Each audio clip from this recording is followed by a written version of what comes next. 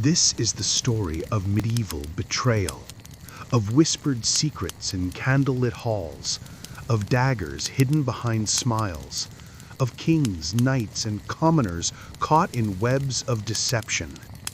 Here, every friendship can hide ambition, every alliance can mask treachery, and every promise can be broken.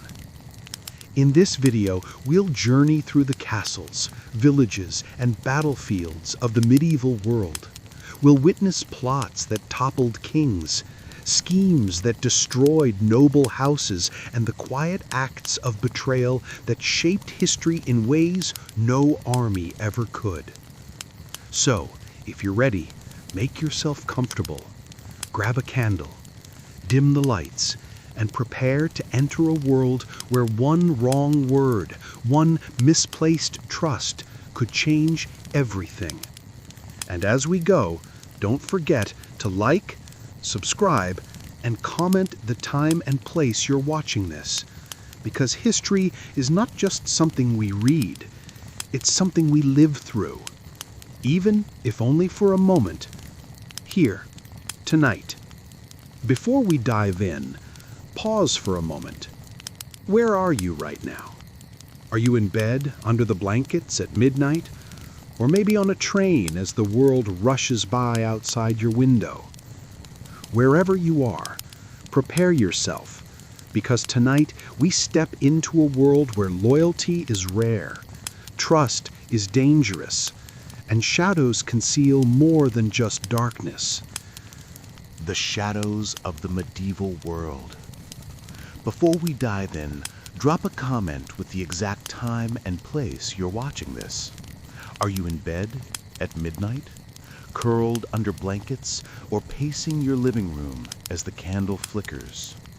Because tonight we step into a world where loyalty is fleeting, trust is dangerous, and every shadow could hide an enemy.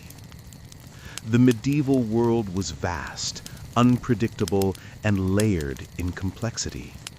Cities rose like stone giants, their towers piercing the sky, while villages sprawled across fertile plains, tethered to the land and the whims of lords who owned it. Life was simple in routine, but perilous in reality. Disease, famine, and the threat of violence lurked at every corner. Yet people persevered, celebrating small joys amidst immense hardships. But beneath the surface of daily toil and festivity, a darker current ran through the veins of society. Trust was a rare commodity. Friendships, alliances, and marriages were as often calculated as they were heartfelt.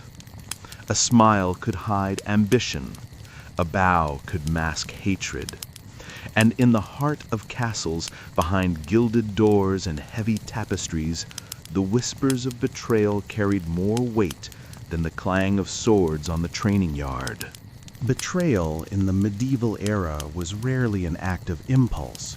It was a slow, deliberate game. It often began with the smallest seeds, a misinterpreted slight, a disputed inheritance, a perceived insult. These seemingly trivial events could spiral into webs of conspiracy, reaching across courts, villages, and even battlefields. Loyalty was tested constantly, and the consequences of failure were severe: imprisonment, exile, or death. And yet, the lure of power, wealth, or revenge was irresistible to many. Consider the role of the common people. Villagers, merchants, and artisans might witness betrayal or become its tools without ever realizing it. A letter intercepted, a rumor spread in the marketplace, a bribe accepted. These small actions could shift the balance of entire regions. The medieval world was a theater of layered stories, where the fall of a king could begin with a whispered secret, and the fate of a noble house could hinge on the loyalty of a single servant. The very landscape seemed to echo these tensions. Forests and moors, dense and dark, provided refuge for outlaws and spies alike. Castle walls and moats offered protection, but also concealment for plots. The streets of towns, narrow and winding, were alive with merchants, beggars, and watchmen, each with their own motives, alliances, and fears. Danger was omnipresent, yet it was often invisible, lurking behind courtesy and ceremony. In this world, betrayal was as much about survival as ambition. Knights swore oaths of fealty to their lords, yet history is littered with examples of these same knights changing sides when opportunity knocked. Nobles entered marriages to secure land, only to scheme against their new family. And kings, who relied on counsel and loyalty to maintain their rule, were often the first victims of the very schemes they sought to manage. Tonight, as we follow the story of betrayal, we will explore not only the acts themselves, but the human emotions behind them. Fear, envy, pride, ambition, and sometimes desperation. Every betrayal has a face, a motive, a hidden hand guiding it. And the consequences ripple outward, affecting friends, families, and entire kingdoms. As darkness falls, imagine the flicker of torchlight on cold stone walls. Hear the muffled footsteps in the corridors, the whispered conversations behind closed doors. The medieval world is alive with stories, many of them dark and tragic. And among these stories, betrayal stands out, not just as a crime, but as a defining force of the era, shaping politics, history, and human lives in profound ways. So, take a deep breath. Imagine yourself in this world, your eyes adjusting to the dim light, your ears straining to catch every whisper, your mind alert to every movement. In the next hour, we will uncover the layers of conspiracy, deceit, and treachery that defined medieval life. And as we do, remember, history isn't just a series of dates and battles. It is a living, breathing narrative of human choices, mistakes, and consequences. Could you survive in a world where every friend might be a traitor, every ally a potential enemy, and every gesture of loyalty could mask a dagger? As you ponder that, let us step deeper into the medieval shadows, where loyalty is tested, promises are broken, and the human heart reveals both its nobility and its darkness. And if you're ready to see the first spark of betrayal ignite, stay with me, because the story is only beginning, and the night is long. Whispers in the castle. The morning sun struggles to pierce the thick stone walls of the castle, and yet the halls are already alive with movement. Servants scurry along narrow corridors, their footsteps muffled against the cold flagstones. Knights sharpen their swords, unaware that today the real danger might not come from an invading army, but from within these very walls. In the great hall, banners hang like silent witnesses to centuries of power, but the air is thick with tension. The lord of the castle sits at the high table, his expression guarded, his eyes flicking nervously toward his council. Whispers pass between advisors, noblemen and ladies alike, each word measured, each glance carefully calculated. Trust is a currency more valuable than gold, and just as easily stolen. Down in the kitchens, a young servant overhears fragments of conversation that will change everything. Names are spoken, promises made, and threats disguised as casual remarks. A dagger here, a secret meeting there, and suddenly the castle seems less like a home and more like a web of shadows. Even outside the castle, The village feels the undercurrent of tension. Merchants exchange rumors, and children hear stories of betrayal whispered by their elders. The blacksmith, hammering molten metal, pauses mid-swing as a rider approaches with news of a sudden alliance or betrayal. In medieval times, information was power, and power was the sharpest weapon of all. As night falls, candlelight flickers across the stone walls. Meetings take place behind closed doors. Letters are exchanged in secret, and somewhere, hidden from the eyes of those who trust him, a hand moves a piece on a board that no one else can see. A move that will tip the balance of loyalty, honor, and life itself. Betrayal in this world is never immediate. It simmers, it waits, it watches. And when it strikes with precision, leaving devastation in its wake. Tonight, dear listener, you are stepping closer to that shadow. Are you ready to see how a single act of treachery can unravel a castle, a family, and a life? The shadow among us. As the castle settles into uneasy quiet, one figure moves with purpose. Cloaked in a dark hood, footsteps silent on the stone floors, the betrayer navigates the labyrinth of corridors with the familiarity of someone who knows every hidden passage. Every door, every stair, every shadow is an ally when secrecy is your weapon. In the Lord's chambers, a meeting is underway. Trusted advisors speak of trade agreements, military maneuvers, and alliances, their voices carefully calm.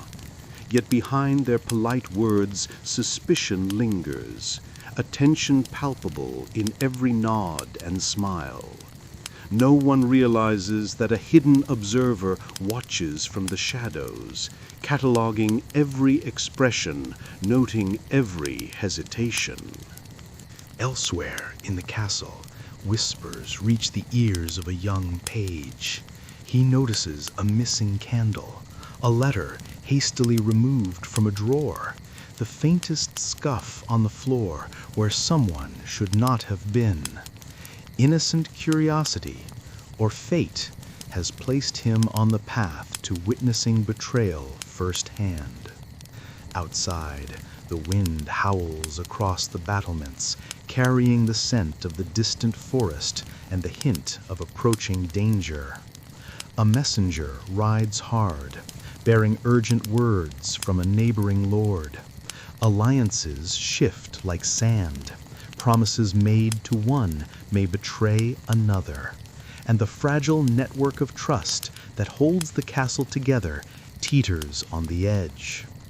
Inside, the betrayer plants evidence, a torn cloak, a misdirected note, a whisper meant to sow doubt. The seeds of suspicion grow quickly in minds already wary, and soon friends will question friends, and loyalty will fracture under the weight of doubt. The night stretches long, candlelight flickering against stone walls, shadows dancing like silent witnesses. Every corridor, every hall, every hidden alcove holds the potential for treachery. And when dawn breaks, the world will not be the same. Someone will have fallen, someone will have lied, and the true cost of betrayal will begin to reveal itself. The first crack.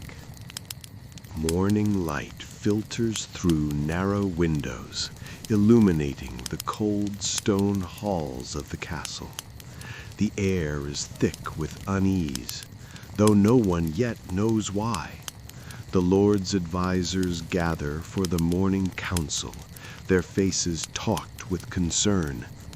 Rumors from the previous night, small discrepancies noticed in inventories and letters, have begun to gnaw at their trust. In the great hall, The betrayer moves with calculated calm, pretending to share in the morning's routine. Words are chosen carefully, gestures measured to avoid suspicion. Yet beneath the polite exterior, a plan unfolds. A plan that will manipulate the fears and ambitions of others to serve a hidden purpose. The young page from the previous night watches silently, heart pounding. He recognizes the subtle signs, the way the betrayer avoids certain conversations, the deliberate misplacement of objects, the fleeting glances at faces in the room. The realization dawns slowly. He has seen the first threads of treachery being spun. Outside, a rider arrives with urgent news. A neighboring lord reports unusual troop movements along the border, a potential incursion. The council listens, some suspicious of exaggeration, others wary of underestimation. The betrayer whispers carefully to a trusted ally, planting doubt about the messenger's intentions. A seed of paranoia grows. By midday, tension is palpable. Friends hesitate before speaking. Eyes flick to one another in quiet suspicion. Alliances that were assumed solid now feel fragile. Every conversation is weighed, every glance interpreted. The betrayer's influence is subtle, almost invisible, but the damage begins to take root. In the shadows of the castle, secrets multiply. Letters are intercepted, messages twisted, loyalties questioned. The first crack in the foundation of trust has appeared, and once begun, it will widen quickly. By evening, the page is no longer certain whom he can trust. Even those he admired seem fallible, vulnerable to deception. And in the quiet of his chamber, he wonders if he can prevent what is coming, or if he too will become a pawn in the unfolding betrayal. Seeds of suspicion. Night falls over the castle, cloaking the stone walls in shadow. Torches flicker along the corridors, casting wavering light that seems to make every corner a hiding place for secrets. The once orderly household now thrums with tension. Servants whisper in corners, glancing over their shoulders, fearful of unseen eyes.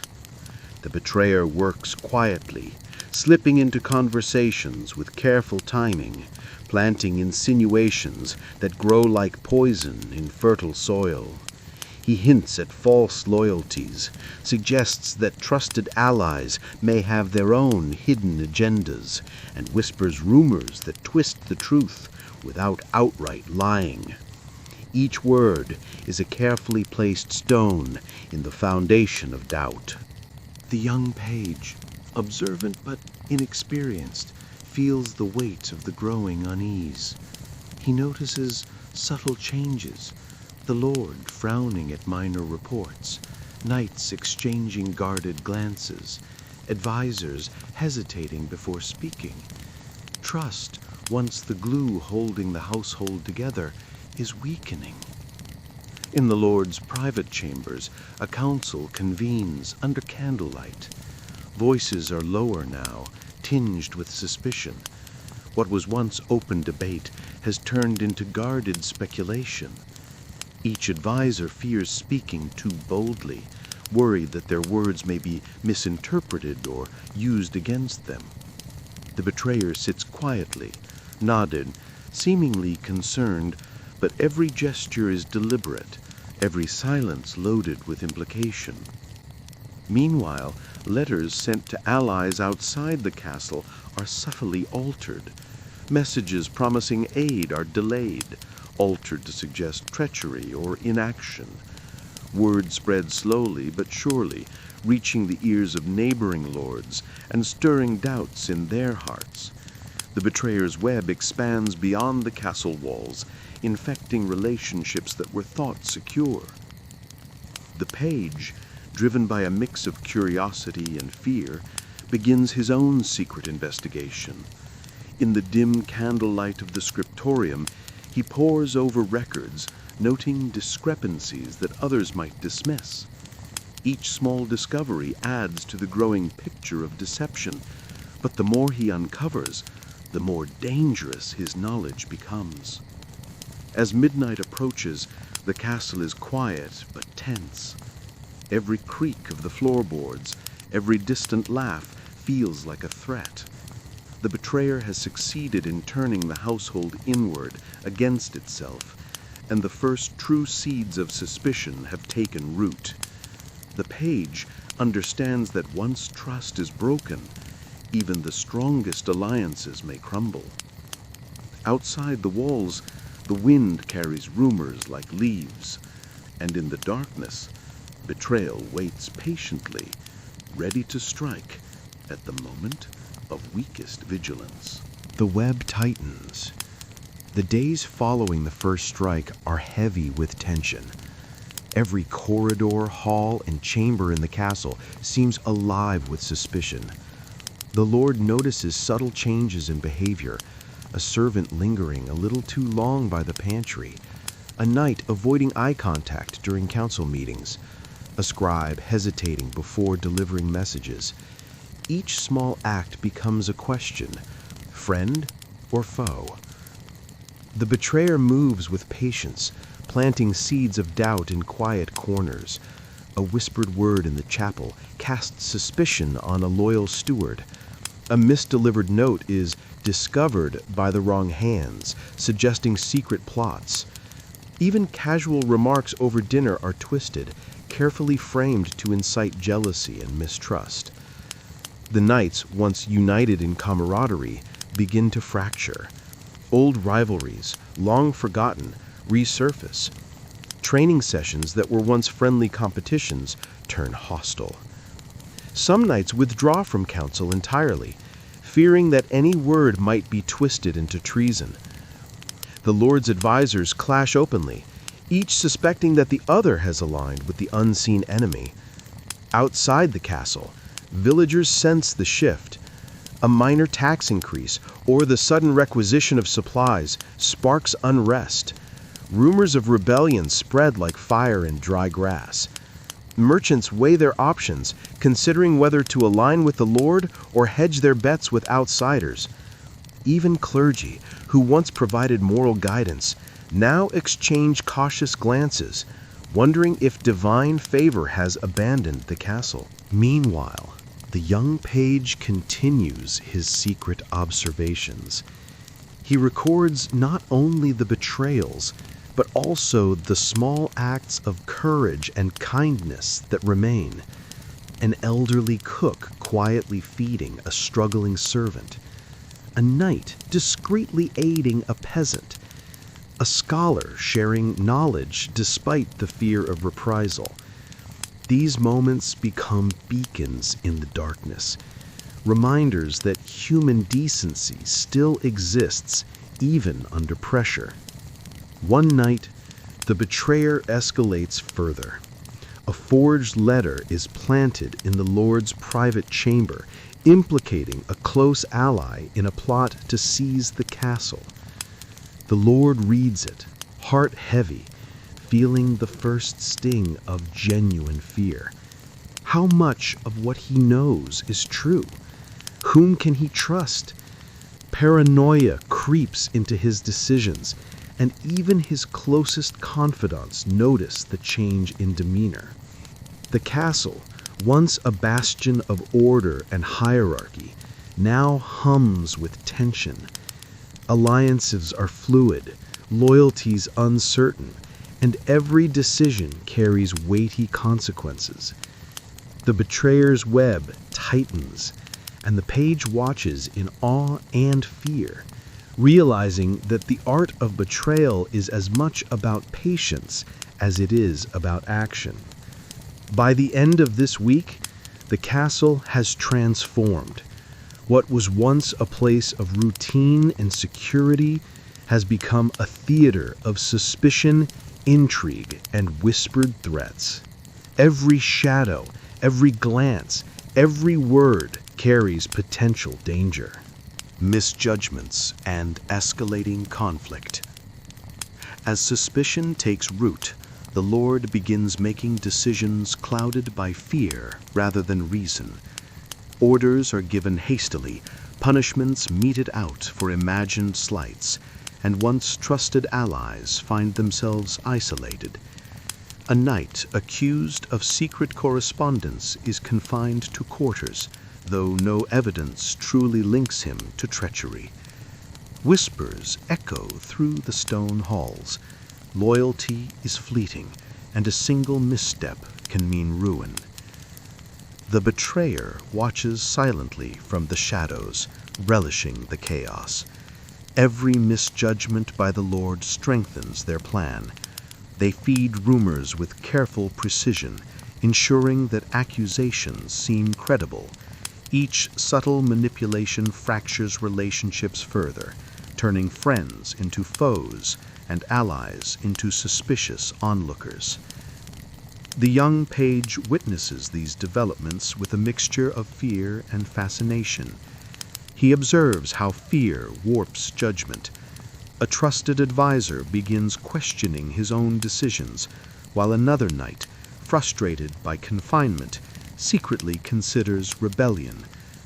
The castle is alive with tension, its walls echoing with the unspoken dread of betrayal. Outside, the villagers sense the unrest within the castle. Traders hesitate at the gates, wary of transporting goods to a lord whose alliances seem unstable. Peasants gossip nervously, aware that even minor disputes in the castle could spiral into consequences for their own lives. Fear spreads faster than fire in dry brush, and the land itself seems to mirror the uncertainty within the walls. One night, a small fire breaks out in the granary. It is quickly extinguished, yet suspicion immediately points to sabotage. Accusations fly, and knights accuse one another, their tempers flaring as the Lord demands explanations. The betrayer remains unseen, the chaos a silent victory. Amid the turmoil, subtle acts of defiance and courage emerge. A young squire, risking the Lord's displeasure, delivers extra supplies to those in need. A cook protects a hiding peasant, defying the growing paranoia. Even in betrayal, humanity persists, small sparks of honor lighting the darkened halls. As days pass, the castle teeters on the edge of internal collapse. Decisions made in fear threaten to unravel months of careful governance. Yet, through it all, the betrayer continues their slow, meticulous manipulation, proving that the art of deception is often measured not in grand gestures, but in patience and timing. Tension boils over. The castle, once a symbol of order and authority, now vibrates with unrest. Walls that echoed laughter and command now echoes suspicion and whispered accusations. Knights glare at one another across the hallways, hesitant to speak, yet ready to pounce at a misstep. Courtiers and advisors move like shadows, carrying news, rumors, and subtle threats. Every gesture is scrutinized, every word weighed. The betrayer, cloaked in the guise of loyalty, subtly fans the flames. A misdelivered message here, a conveniently forgotten promise there, and tensions rise incrementally, almost imperceptibly at first, until the fabric of trust begins to fray beyond repair. Allies of the Lord begin questioning their own loyalties. Friendships forged over decades become fragile and tentative. One fateful evening, a public confrontation erupts in the Great Hall. Accusations fly with sharp tongues. The Lord, trying to assert control, finds his authority undermined by fear and uncertainty. A knight demands proof of loyalty from another, and what should have been a simple inquiry devolves into a heated argument, nearly resulting in bloodshed. Courtiers panic. Servants hide in corners, afraid to witness the fallout. Amid the chaos, the young page watches, heart racing.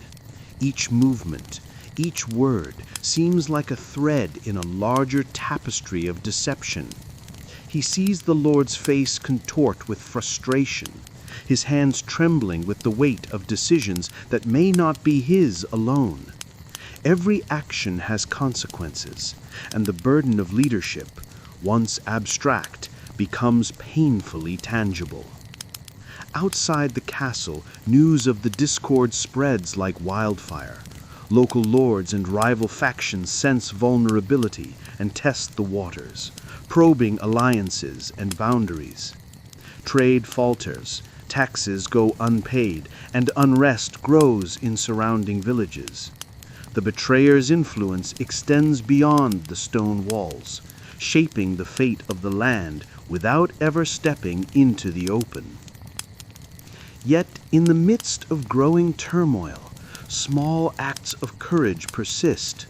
A young page shields a messenger from wrathful knights. A steward secretly ensures that provisions reach the starving. These quiet acts of resistance highlight the resilience of human spirit, even in times of treachery and fear. By the end of the night, the great hall is left in shambles, not with destruction of stone or fire, but with the erosion of trust, a far more insidious ruin. The stage is set for the next act, confrontation with the betrayer, consequences for choices made in fear, and the unraveling of alliances once thought unbreakable.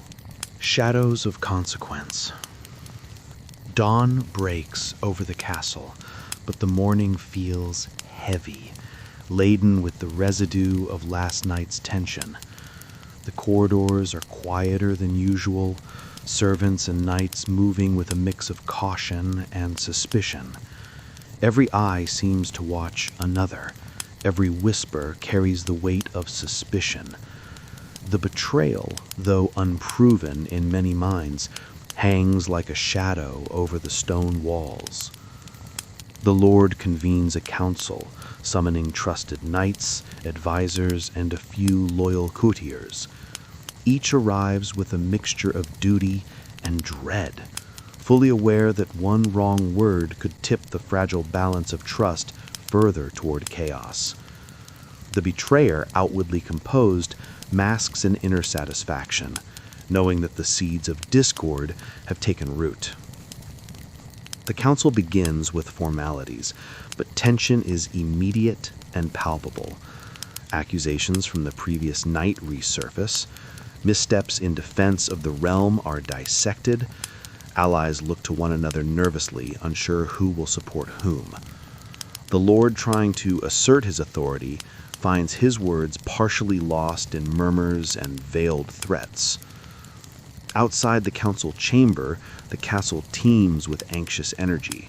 Guards patrol with stricter vigilance, sensing that unrest may turn to violence. The servants whisper about strange meetings in shadowed corners. Rumors spread quickly. Secret alliances, covert pacts, and potential plots against the throne. Each rumor, whether true or fabricated, stirs fear and heightens the sense that the castle teeters on the edge of collapse. In the midst of this tension, the young page witnesses both courage and cowardice. A knight who previously seemed unwavering now hesitates to speak, while another steps forward to defend a comrade, risking anger from higher authority. The page begins to understand that loyalty in these halls is not a matter of simple allegiance, but of survival, cunning, and timing. As night falls again, the consequences of betrayal become tangible. A trusted advisor is found absent from his quarters, leaving a cryptic note hinting at a hidden agenda. Supplies meant for the garrison are delayed or misdirected, sowing uncertainty in the castle's defenses. Even the Lord begins to doubt the loyalty of those closest to him. Amid the tension, subtle acts of resistance persist. A servant secretly delivers food to a squire who had been wronged. A stable boy hides a message meant to implicate a loyal knight. These small deeds, often unnoticed by the powerful, hint at the undercurrent of morality and courage that persists despite fear and deception. By the end of the night, the castle is alive with anticipation and dread. The Lord must confront the reality that betrayal has already altered the course of his realm. The shadows of consequence extend beyond the stone walls, touching every life within and beyond the castle gates. The first confrontations. Morning light creeps through narrow castle windows, casting long, sharp lines across the cold stone floors. The castle awakens, but tension lingers like fog. The Lord, having received troubling reports overnight, calls for a private audience with several of his most trusted knights and advisors. The air is thick with anticipation. Even the servants moving about seem to do so with an unusual caution. The first confrontation begins quietly, almost under the guise of routine questioning. The Lord addresses a knight whose loyalty had been questioned, asking pointed questions about movements, decisions, and allegiances. The knight responds with measured calm, his armor clinking softly with every subtle shift of posture. His words are carefully chosen, but beneath the surface, hints of defensiveness and unease ripple like a taut string ready to snap. Outside the council chamber, the young page observes, heart pounding, as another confrontation unfolds. A scribe is accused of passing confidential information to an unknown ally of the betrayer. The scribe protests vehemently, but the Lord's piercing gaze and the silent presence of armed knights leave no room for dishonesty. Sweat beads on the scribe's forehead, quill trembling in hand as he tries to defend his honor. Meanwhile, the betrayer watches from the shadows, calculating. Every word exchanged, every gesture observed, becomes part of a larger strategy. Subtle manipulation begins to take hold, sowing doubt in the minds of those who were once steadfast. The betrayer's smile is nearly imperceptible, but carries a weight of satisfaction, for the seeds of discord are growing faster than anyone realizes. Tension escalates further when a minor lord is summoned, accused of harboring secret messages for the enemy. The accusation ignites outrage, but the evidence, a series of letters found hidden within his quarters, is damning. The council erupts in murmurs and shuffling, every participant acutely aware that their own actions could be scrutinized next. The page feels a chill run down his spine. Loyalty here is fragile, and no one is safe from suspicion. Amid these confrontations, subtle alliances begin to form. A knight who had been previously silent steps forward to support a colleague, using reasoned argument to diffuse the Lord's growing anger. Another, less experienced, watches and learns, realizing that courage and wit can sometimes shield one from the chaos of suspicion. By dusk, the first round of confrontations has left the castle in a state of uneasy calm. Some have been vindicated, others condemned by circumstance rather than truth. The betrayer, still unseen, begins to weave the next layer of intrigue, ensuring that no one feels completely secure. As night falls, whispers circulate through the castle corridors. Rumors of secret meetings, misplaced documents, and unseen eyes observing every action. The page, once naive and wide-eyed, now senses the dangerous rhythm of castle life, where every gesture, every word can tip the scales toward trust or treachery. The shadow of betrayal. Night descends on the castle like a velvet curtain, yet the shadows within are restless, alive with quiet plotting. Torches flicker in stone hallways, throwing long, wavering silhouettes that make the castle seem both larger and more treacherous.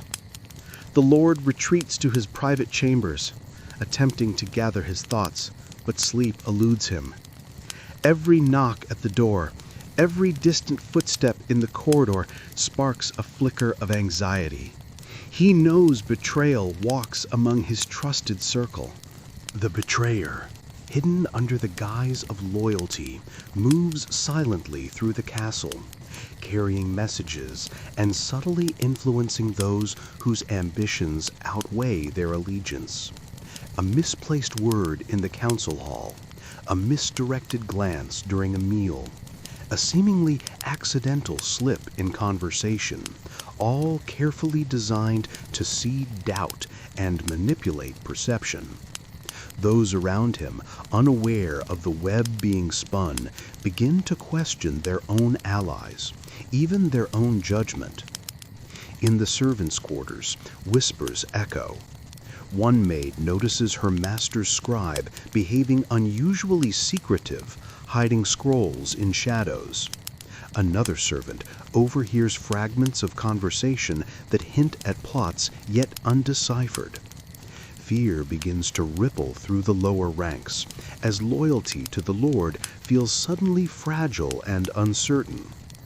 Even the castle guards, who pride themselves on vigilance, find themselves doubting which orders are legitimate and which are traps.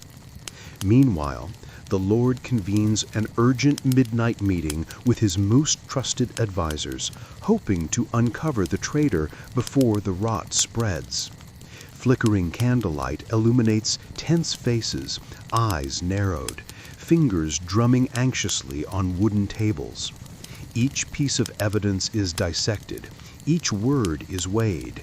Yet the betrayer's careful orchestration ensures that clues point in multiple directions, keeping suspicion diffuse, impossible to pin down.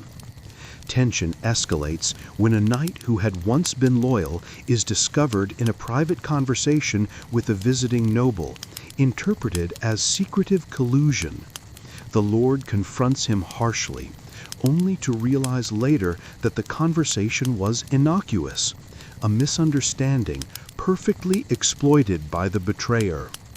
Trust fractures and alliances once solid begin to crumble, replaced by caution and hesitation. Meanwhile, the young page, observing all of this, begins to grasp the dangerous duality of castle life. Outwardly, it is a world of feasts, ceremonies, and loyalty.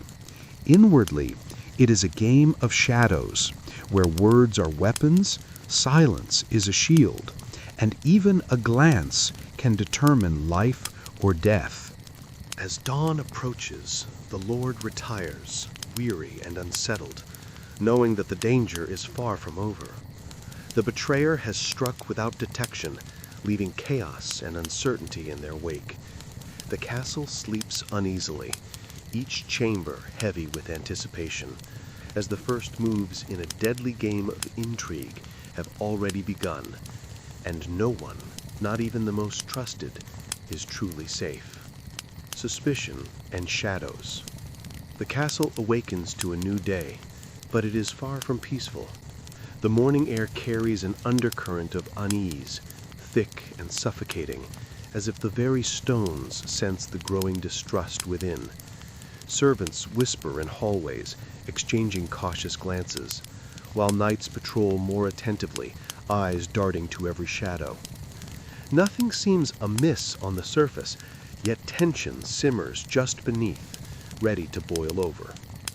The Lord, still haunted by the events of the night, struggles to maintain control.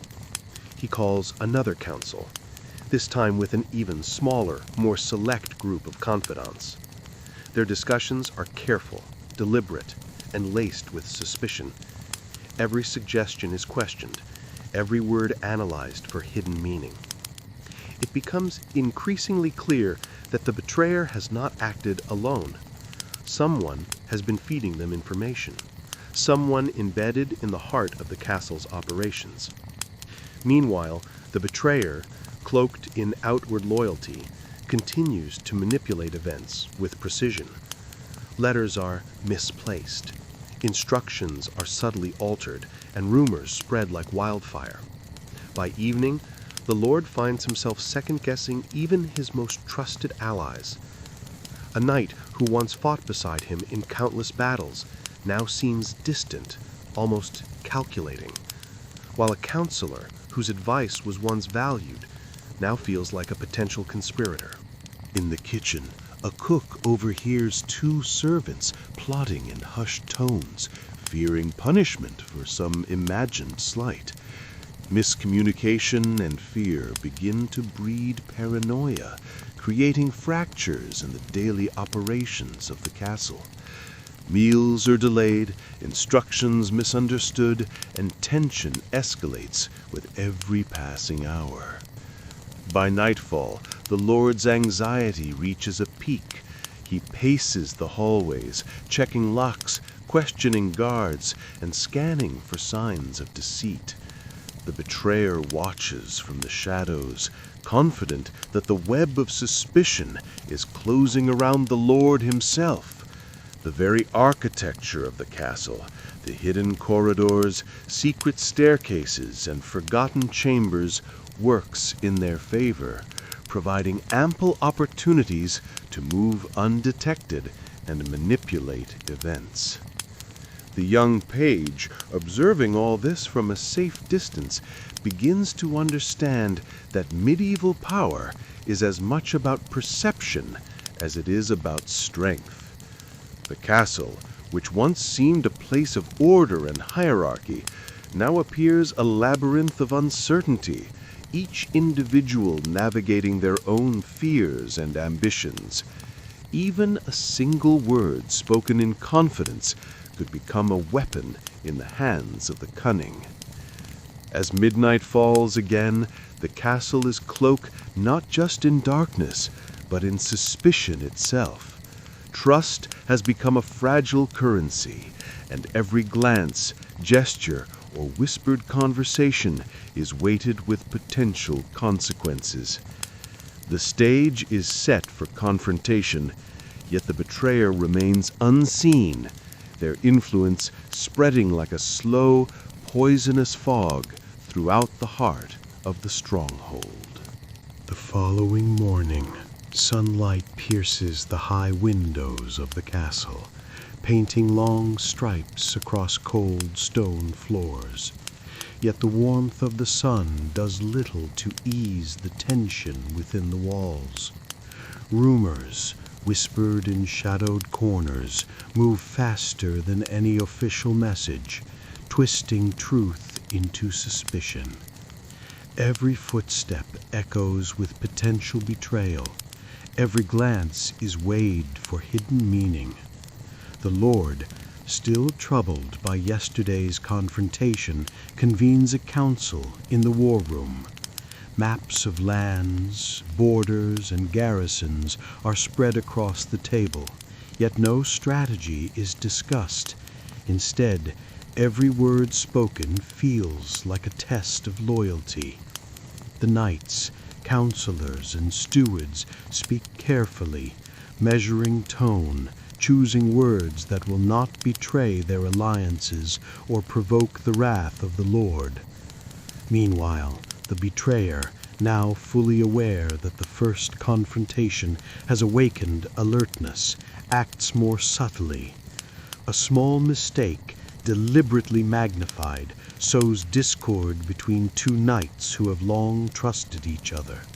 Misunderstandings and petty grievances escalate, turning allies into wary observers.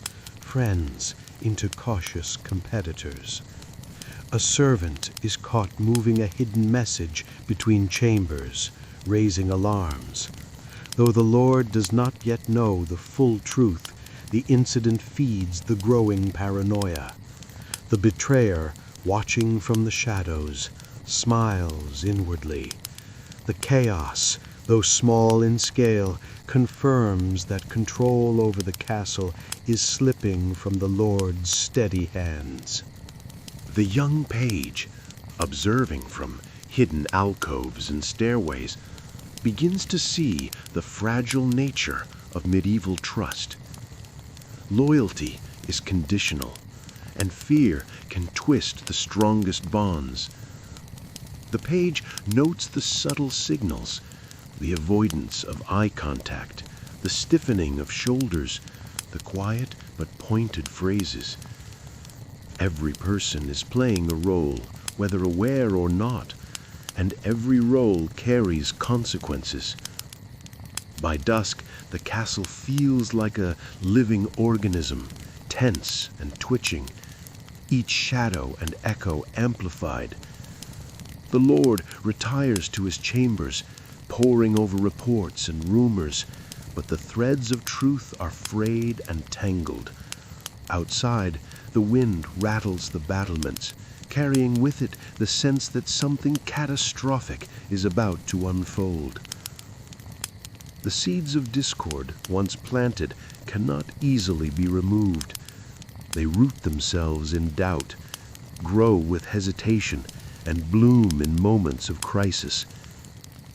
In this medieval castle, betrayal is not only a personal danger, it is a contagion, infecting all who dwell within these stone walls. The first strike. Night descends on the castle like a heavy shroud, muffling the usual clamor of servants and guards. Torches flicker along the stone corridors, casting long, wavering shadows that seem to move of their own accord.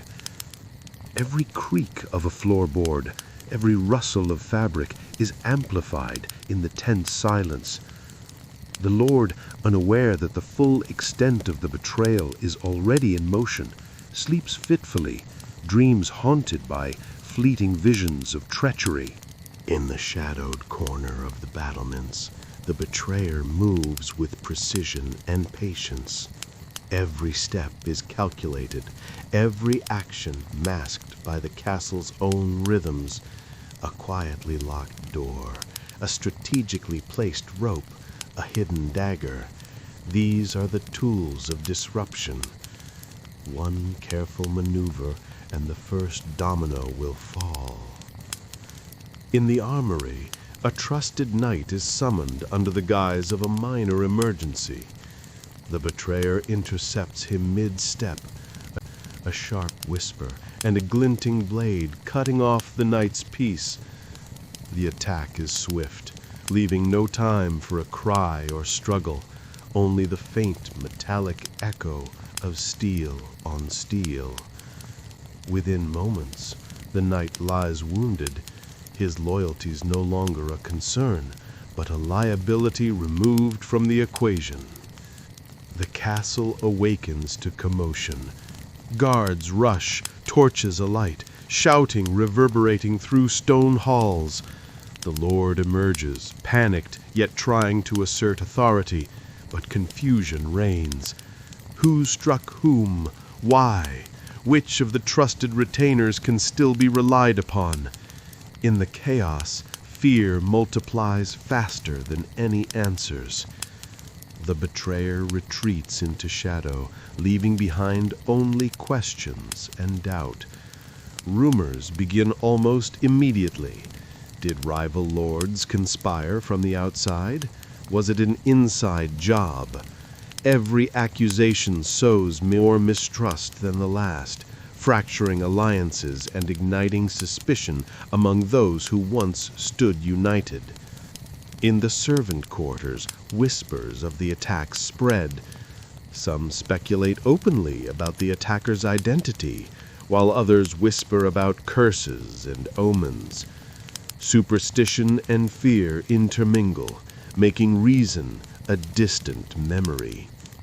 Even the young page, who has been observing the subtle machinations of loyalty and deceit, realizes that violence has a way of transforming suspicion into paranoia. By dawn, the castle is a tense theater of fear. Guards patrol more aggressively. Eyes dart to every shadow. Every muffled sound is suspect.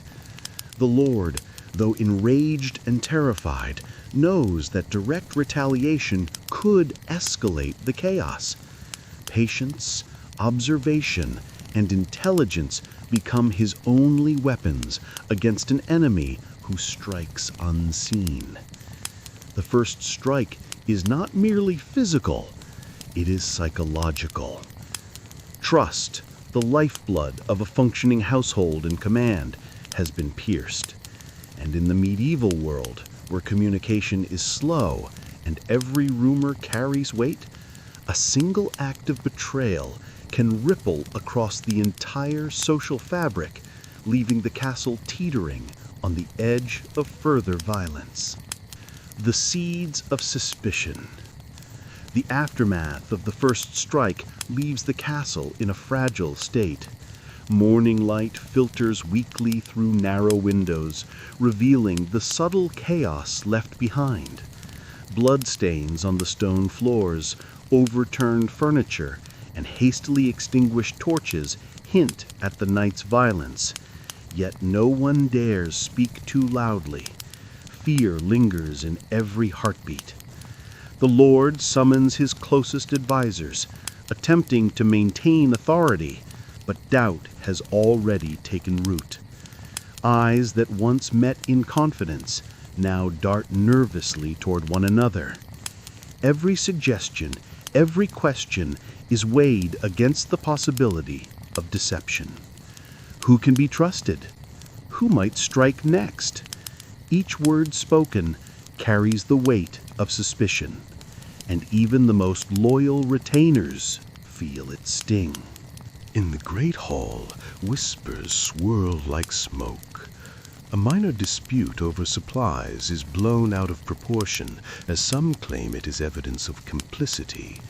Servants, tavern folk, and guards repeat stories, embellishing them with fearful imagination. The castle, usually a place of rigid hierarchy and order, begins to resemble a court of accusation where unseen eyes judge every move.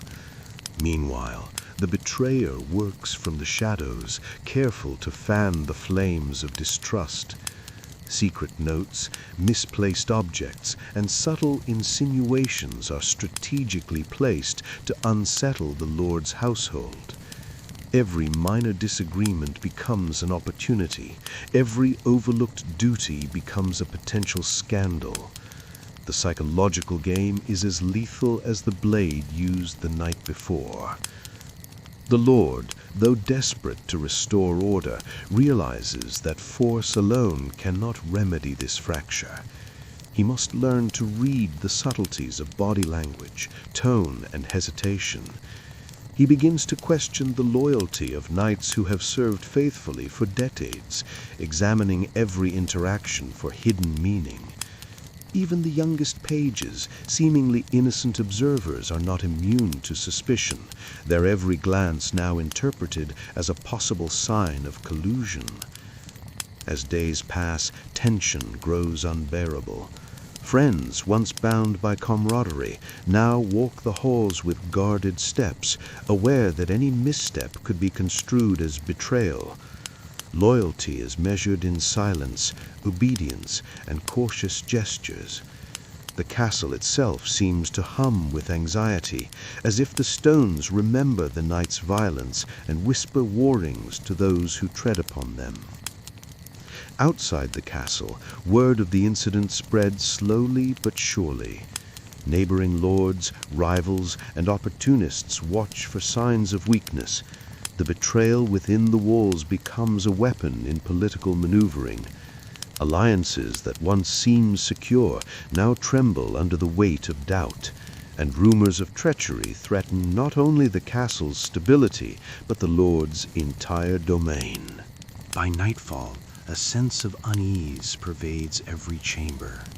Trust has been shattered, and suspicion is a contagion more potent than any sword. The first strike may have been a single act of violence, but its consequences ripple outward, touching every corner of life within the castle. In this medieval world, betrayal is not just a deed, it is a virus, spreading silently and leaving no one untouched. Fractured alliances. The tension in the castle reaches a tipping point. Each day brings new uncertainties, and the Lord's household begins to fracture under the weight of fear. Knights, who once shared jokes over morning drills and training, now avoid eye contact, wary of even casual conversation. Servants whisper behind closed doors, repeating rumors they barely understand, and the Lord's advisors argue over trivial matters, their voices tight with suspicion. The betrayer moves with a predator's patience. No longer satisfied with subtle manipulation, they escalate their plans. A stolen letter here, a falsified decree there, and small quarrels turn into accusations of treachery. Allies are tested. Loyalty becomes transactional, and old friendships crumble as fear drives wedges between people who once trusted one another implicitly. In the great hall, the Lord calls a council, demanding clarity and proof. Yet proof is scarce, for the betrayer leaves no trace. The hall becomes a theater of accusation, where gestures, glances, and tone are scrutinized. Every word spoken is potentially damning, and every silence a confession. Knights and advisors begin to hedge their words, speaking in riddles and half-truths, as if they themselves are walking a tightrope over a pit of suspicion. Outside, rival lords sense opportunity. The castle's reputation for order and strength, once unassailable, now falters. Envoys arrive with veiled threats, merchants hesitate to trade, and mercenaries question their contracts. The betrayal within has not only damaged internal trust, it has weakened the Lord's standing in the wider region. One misstep could invite invasion or, at the very least, exploitation by those eager to capitalize on discord. The Lord, frustrated and fearful, begins to isolate himself. Meetings are shortened, decisions deferred, and authority delegated to subordinates he barely trusts. In this climate, even loyal knights grow restless, unsure whether to act independently or wait for guidance. The betrayer's influence spreads like a shadow, touching every part of castle life, unseen but palpably dangerous.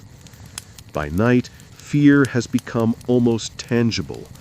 Torches flicker in empty corridors, and footsteps echo with imagined menace. Guards patrol with greater vigilance, yet no one feels safer.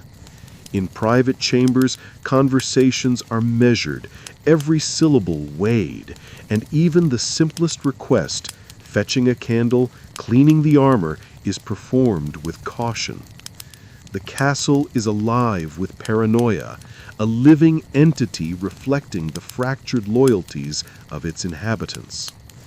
Amid this tension, a small faction of knights and advisors begins to suspect one another. Quiet alliances are formed in corners, whispered agreements made in hushed tones. Yet the betrayer anticipates these moves, subtly undermining them. Trust, which once held the castle together, now feels like a fragile ornament ready to shatter under the slightest pressure. As the moon rises, the castle's shadowed halls bear silent witness to the subtle war waged within. Steel has not yet crossed flesh, but the violence of suspicion is already severe.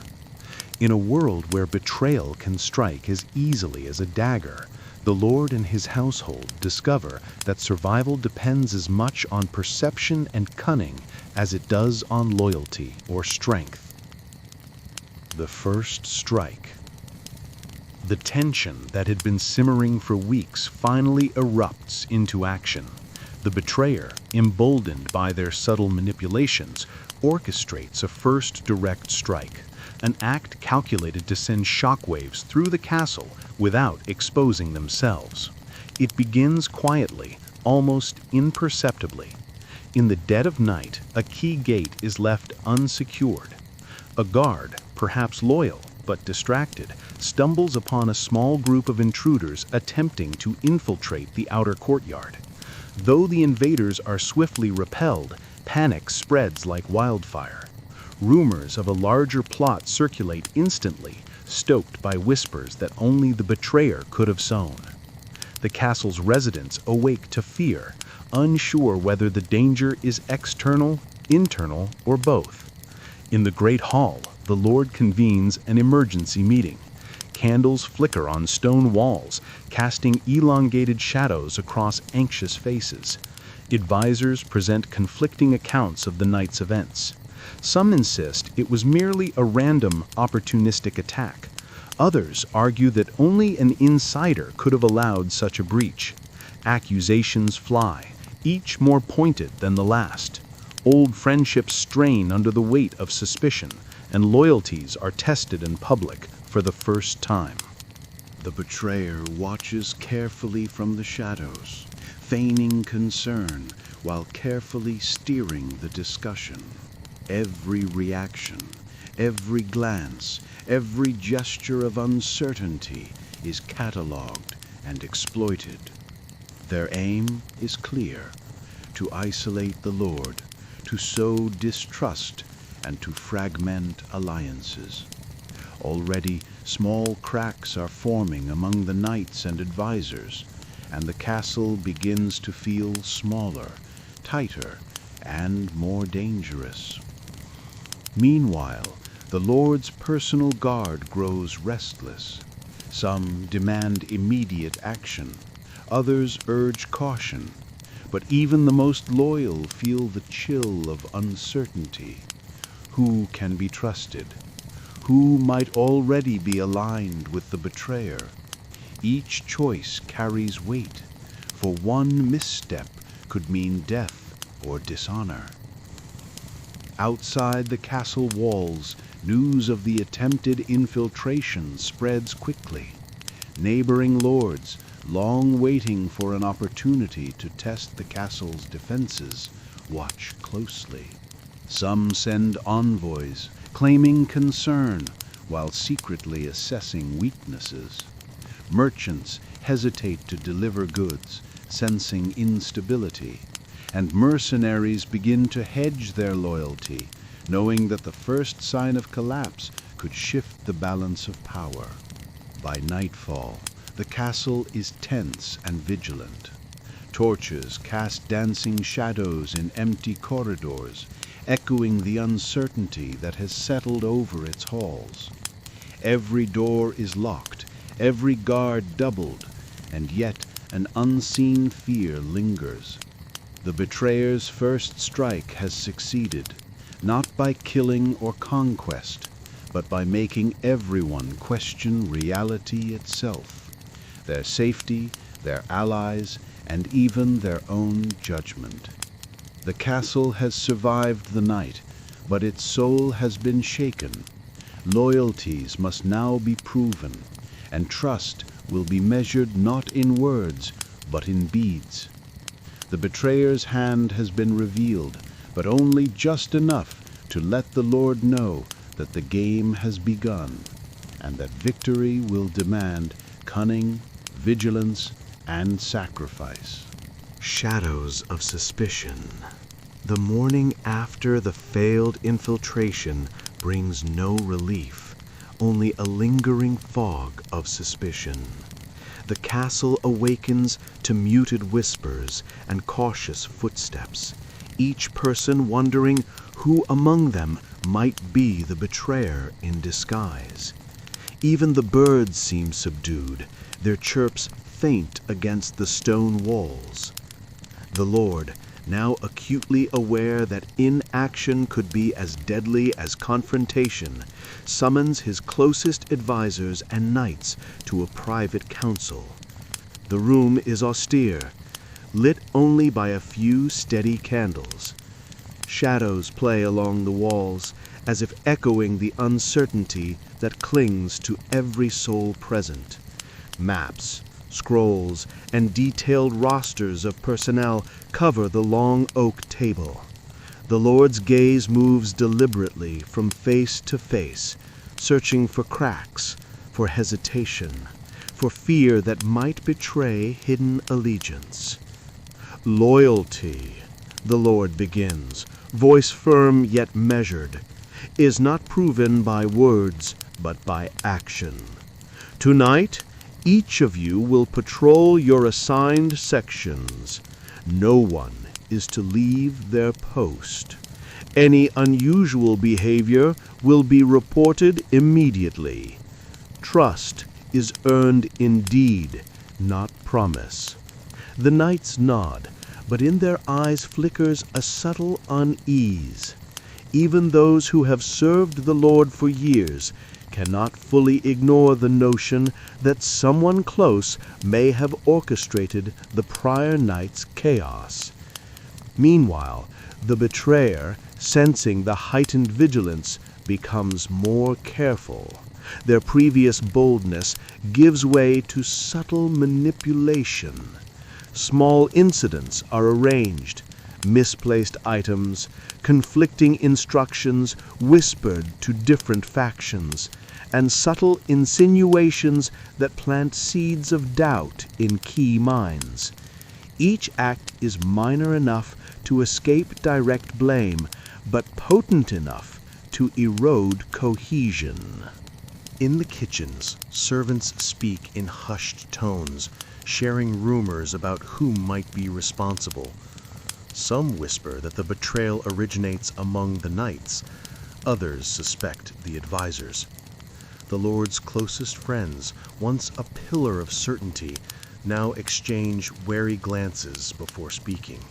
Alliances form and break over breakfast tables and hallways. Every interaction a potential trap. Outside the castle walls, neighboring lords and rival factions watch the unfolding tension like hawks circling prey. Even those who have long plotted against the Lord pause, knowing that internal chaos can be a weapon more deadly than any army. Merchants delay deliveries, and mercenaries hedge their loyalty, waiting to see which side will gain the upper hand. By dusk, the castle resembles a living web of suspicion. Guards patrol corridors with sharper eyes. Knights study each other with silent calculation, and every unexpected sound is met with a tense pause. Trust has become the rarest commodity, and every interaction feels like a move in a complex, dangerous game. The Lord knows that the betrayer is not only testing defenses, but probing hearts. One misstep could fracture the castle from within. Every decision now must be weighed with care, every loyalty verified. The day closes with a palpable tension that hangs over the halls like thick mist, quiet, suffocating, and filled with the promise of confrontation yet to come. The secret investigation. Night falls, bringing with it a cloak of darkness that both comforts and terrifies. The Lord, aware that overt action could tip off the betrayer, decides on a covert approach. He summons his most trusted knight, Sir Alaric, whose loyalty is unquestioned and whose cunning matches the Lord's own. Together, they plan a discreet investigation, one that must reveal the traitor without giving the slightest hint of suspicion. In the dim candlelight of the Lord's private chamber, maps are spread across a polished oak table, marked with the locations of the previous night's disturbances. Notes detail reports from guards, servants, and watchers stationed throughout the castle. Each fragment of information is examined carefully. A missing key, an unaccounted-for door, a shadow glimpsed moving through corridors. Nothing is dismissed. We must watch without being seen. Every shadow may conceal a truth. Every whisper may betray a plot. And above all, we must not allow fear to dictate our actions. Sir Alaric nods, his hand resting lightly on the hilt of his sword. We can station hidden observers in critical corridors and post guards who appear casual but are alert. We may also intercept messages sent from within the castle. The betrayer's own arrogance could be their undoing. As the night deepens, hidden eyes observe the castle's denizens. Shadows of figures slip across corridors. Servants whisper in kitchens and hallways. And knights move with quiet precision, pretending routine while actually gathering intelligence. Meanwhile, the betrayer, sensing subtle shifts in the castle's vigilance, grows restless. Their earlier confidence gives way to caution, but the Lord's careful investigation begins to close in. Small missteps, once unnoticed, start to accumulate. A whispered message intercepted in the stables, a forged document that fails to deceive the trained eyes of Sir Alaric, and a suspicious absence during guard rotations begin to form a pattern. The castle itself becomes a labyrinth of secrets, suspicion, and observation. Every hallway, stairwell, and chamber may conceal vital evidence. Yet the Lord and his knight move silently, patient and deliberate, understanding that a single mistake could allow the betrayer to slip through their grasp. By the late hours of the night, a breakthrough emerges. A servant, loyal but fearful, reveals that a series of coded messages has been exchanged between two unlikely allies, messages that hint at the traitor's identity and plans. The Lord studies these carefully, realizing that timing, trust, and subtlety are paramount.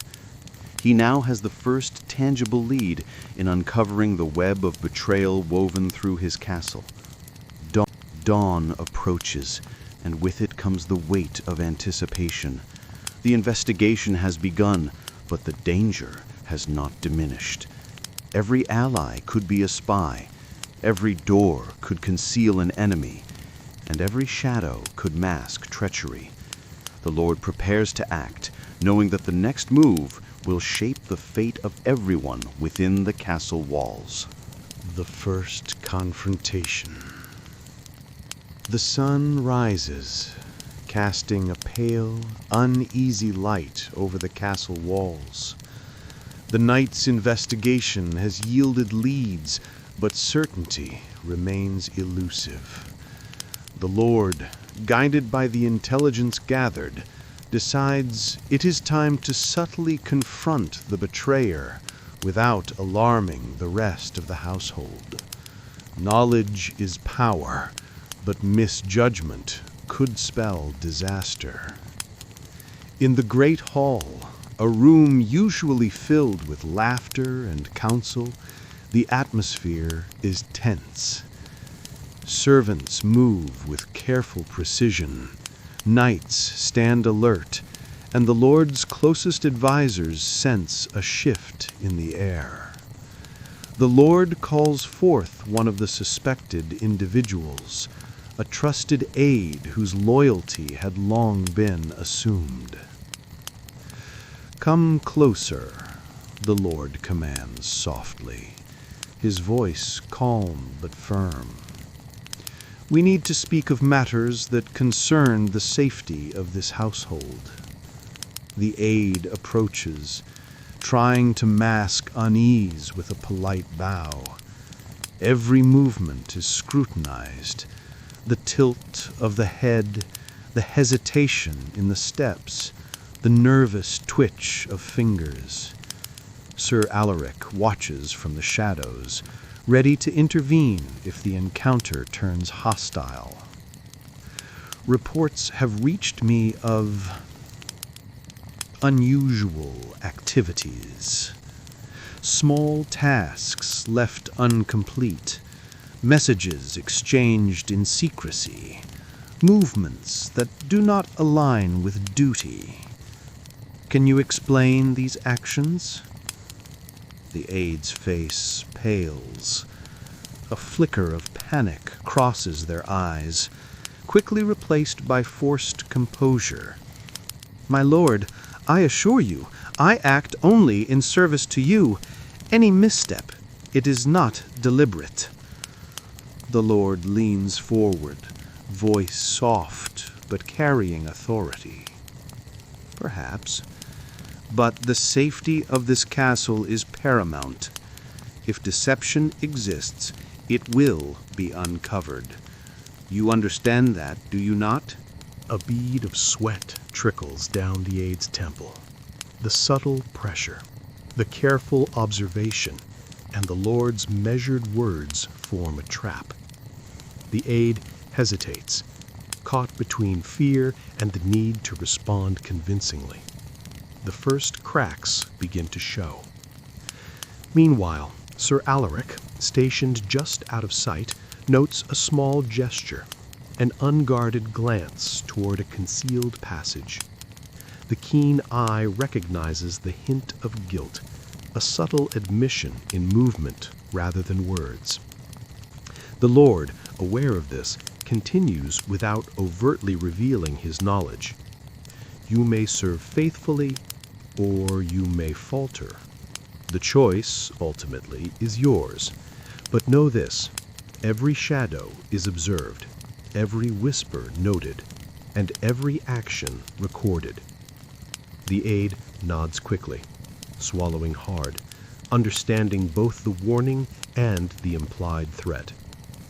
They leave the hall, retreating to their quarters, but the seed of suspicion has taken root. The Lord now has confirmation. The betrayal is real, and the web of deceit stretches further than initially thought. As the day unfolds, the Lord strategizes, considering the next steps. The confrontation has revealed much without open conflict. Patience and cunning will be the weapons, for exposing a traitor in a castle full of eyes requires careful timing.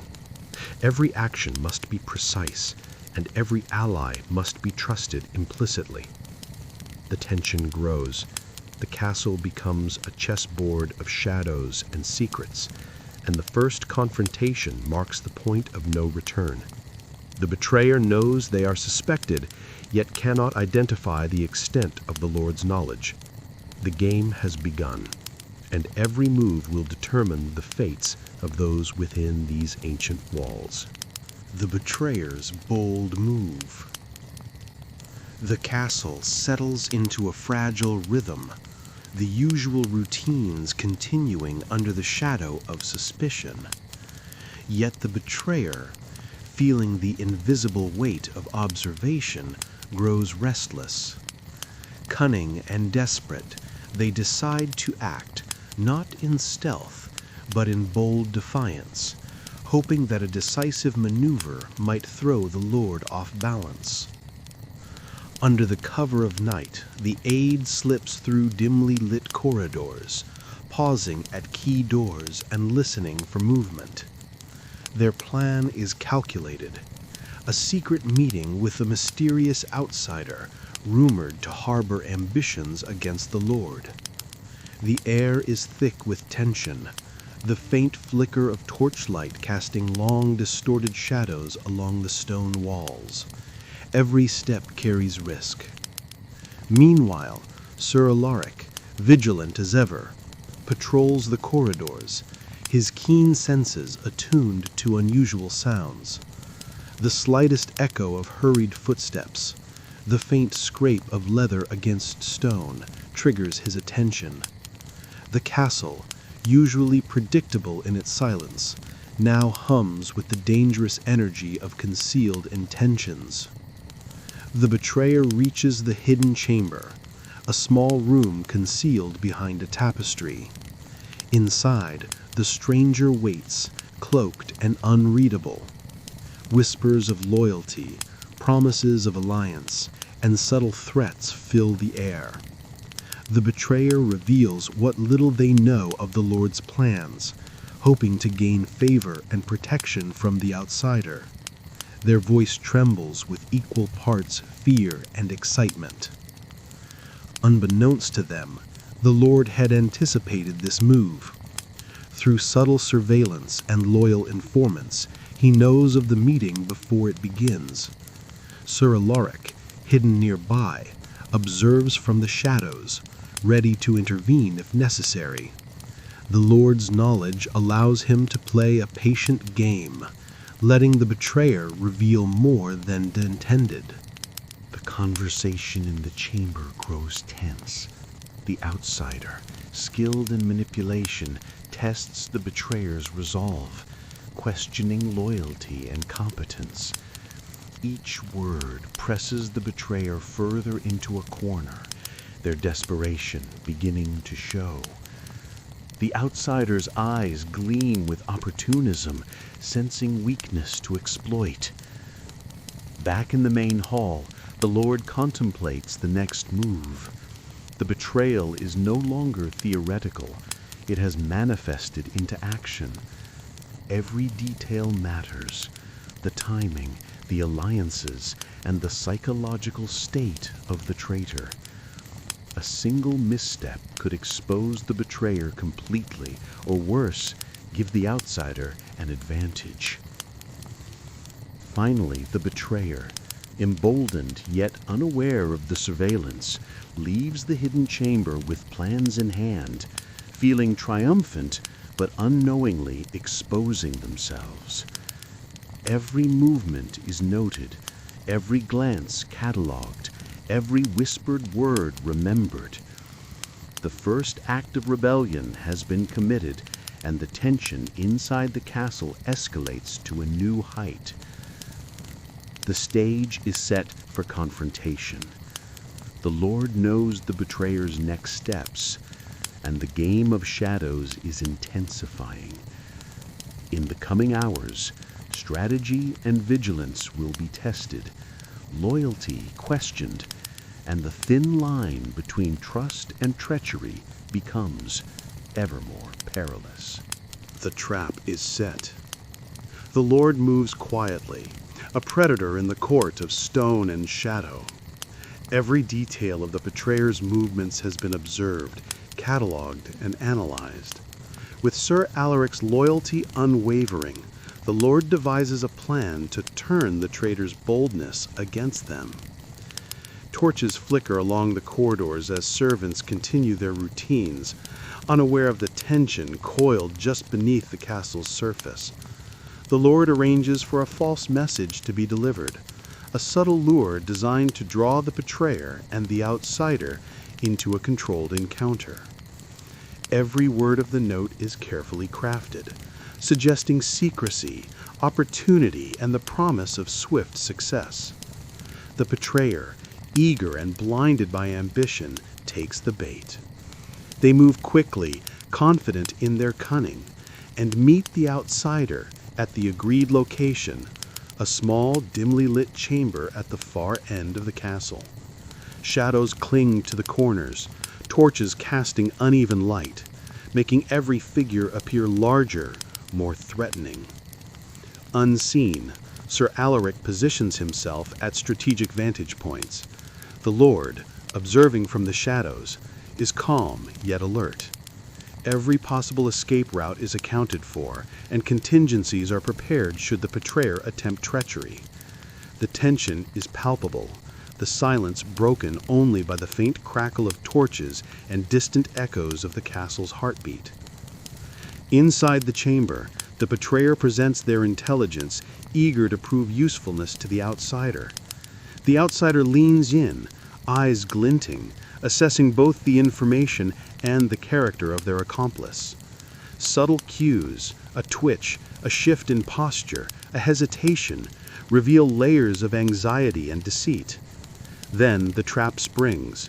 Sir Alaric quietly enters, positioning himself to block the only exit. The outsider realizes too late that they have walked into a controlled snare. The betrayer freezes, the illusion of control crumbling as the Lord steps from the shadows, his presence commanding, undeniable. "You've made a bold move," the Lord says, voice steady, yet cutting through the tension like steel. But boldness without wisdom is a dangerous companion. The betrayer falters, caught between fear and the desperate hope of negotiation. The outsider, calculating and quick, attempts a last-ditch bluff, but the Lord's meticulous preparation leaves no room for escape. Every step, every word, and every choice now carries weight. Loyalty is tested, alliances exposed, and the consequences of betrayal made painfully clear. The Lord's trap is not just a test of courage, it is a demonstration of authority, strategy, and the dangerous cost of ambition in a medieval court. The room is charged with the quiet electricity of impending judgment. The betrayer realizes the depth of their miscalculation, while the outsider's confidence wanes under the unyielding scrutiny of the Lord's control. As the first confrontation of this intricate game of deceit concludes, the stage is set for the final acts of treachery, punishment, and revelation. The castle itself seems to hold its breath, waiting for the resolution that will ripple through the halls and hearts of all who dwell within. Judgment and consequence. The chamber is thick with tension as the Lord's gaze fixes on the betrayer. Silence stretches, punctuated only by the crackle of torches and the betrayer's uneven breathing.